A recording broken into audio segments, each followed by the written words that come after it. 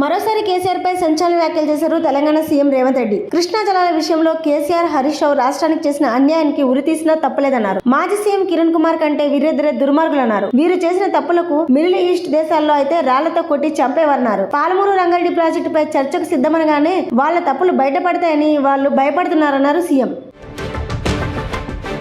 Palamuru Rangareddy project పూర్తి చేయాలంటే 80,000 కోట్ల రూపాయలు అవసరమని తెలంగాణ నీటిపారుదల శాఖ మంత్రి ఉత్తమ్ కుమార్ రెడ్డి తెలిపారు. ఈ ప్రాజెక్టుకు 27,000 కోట్లు ఖర్చు చేసినట్లు బీఆర్ఎస్ ప్రభుత్వం చెప్పిందన్నారు. నీటి వాటాలపై అసెంబ్లీలో శుక్రవారం చర్చ జరగనున్న దృష్ట్యా నీళ్లు నిజాల అంశంపై ప్రజాప్రతినిధులకు అవగాహన కోసం మంత్రి ఉత్తమ్ పవర్ పాయింట్ ప్రెజెంటేషన్ ఇచ్చారు. గెలుపోటములు తాత్కాలికమని, ప్రజల గుండెల్లో కేసీఆర్ శాశ్వతమని అన్నారు కేటీఆర్. కాంగ్రెస్ పాలనలో మళ్లీ తిరోగమనం ప్రారంభమైందన్నారు. తెలంగాణ భవన్లో పార్టీ క్యాలెండర్ డైరీ ఆవిష్కరణ సందర్భంగా కేటీఆర్ మాట్లాడారు. హైదరాబాద్ నాంపల్లి ఎగ్జిబిషన్ మైదానంలో 84వ అఖిల భారత పారిశ్రామిక ప్రదర్శన నుమాయిష్ మొదలైంది. మంత్రులు శ్రీధర్ బాబు, పొన్నం ప్రభాకర్ దీన్ని ఘనంగా ప్రారంభించారు. జనవరి 1 నుంచి ఫిబ్రవరి 15 వరకు ఈ ప్రదర్శన కొనసాగుతుంది. దేశంలోని వివిధ ప్రాంతాల నుంచి వ్యాపారులు ఇక్కడ స్టాళ్లు ఏర్పాటు చేశారు. సందర్శకుల కోసం పోలీసులు కట్టుదిట్టమైన భద్రతా ఏర్పాట్లు చేశారు.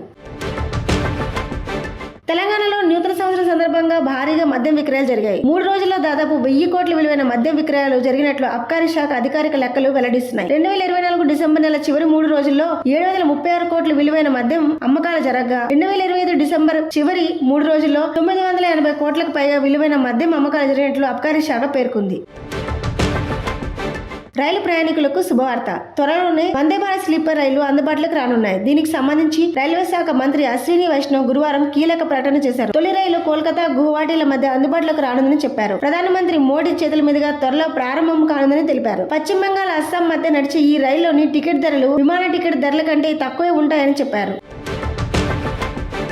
నూతన సంవత్సరం వేళ స్విట్జర్లాండ్ లో పెను విషాదం చోటు చేసుకుంది. ప్రముఖ స్కీ రిసార్ట్ నగరం క్రాన్స్ మెంటానాలో గల ఒక బార్ లో భారీ పేలుడు సంభవించింది. ఈ ఘటనలో 40 మంది మృతి చెందినట్లు తెలుస్తుంది. మరో 100 మందికి పైగా గాయపడినట్లు సమాచారం.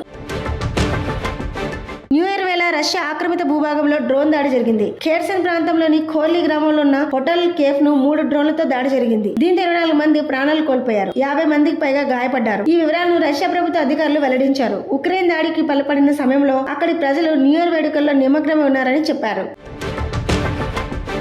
పవన్ కళ్యాణ్ తన అభిమానులకు న్యూ ఇయర్ గుడ్ న్యూస్ అందించారు. ఆయన హీరోగా సురేందర్ రెడ్డి దర్శకత్వంలో ఒక సినిమా రానున్నట్లు నిర్మాత రామ్ తాళ్ళూరి అధికారికంగా తెలిపారు. పవన్ కళ్యాణ్ పేరు పెట్టిన సంస్థ జైత్రారామ్ మూవీస్ బ్యానర్ పై ఈ సినిమాను నిర్మిస్తున్నట్లు పోస్ట్ పెట్టారు. త్వరలోనే దీనికి సంబంధించిన మరిన్ని వివరాలు వెల్లడించనున్నారు. బీసీసీఐ 2026 సంవత్సరానికి సంబంధించి టీమిండియా క్రికెట్ షెడ్యూల్ విడుదల చేసింది. ఈ ఏడాది మన జట్టు పలు కీలక సిరీస్లు ఆడనుంది. ముఖ్యంగా ఇంగ్లాండ్, ఆస్ట్రేలియా జట్లతో సిరీస్లు ఉన్నాయి. అలాగే T20 వరల్డ్ కప్ సన్నాహాల్లో భాగంగా ఎక్కువ మ్యాచ్లు ఉండనున్నాయి. సొంత గడ్డపై జరిగే మ్యాచ్ల వివరాలను బోర్డు స్పష్టంగా పేర్కొంది.